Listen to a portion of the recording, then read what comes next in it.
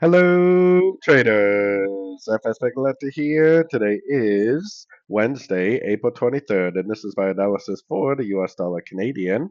If you haven't done so yet, definitely do check out my free Discord channel, link down here in the corner at the end of the video, and take a look at my website, fxpipcollector.com. Make sure to watch the video on my home screen to learn more.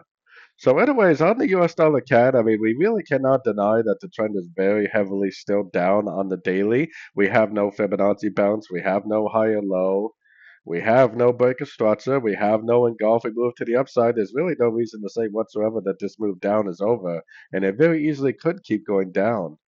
So keeping that in mind on the sort of time phase, we really don't even have a break of structure yet either. So I mean the trend is definitely down, and if you were continuing to look for sorts, you probably did have some pretty nice trades.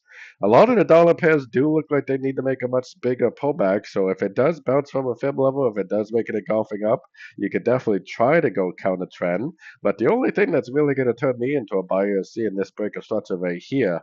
If it doesn't break that structure, anything I see to the upside, I'm going to assume is nothing more than a correction to the downtrend, which for me, it's not even worth trying to go long for a wave C because it really may not even make a wave C. It might just keep on trending down.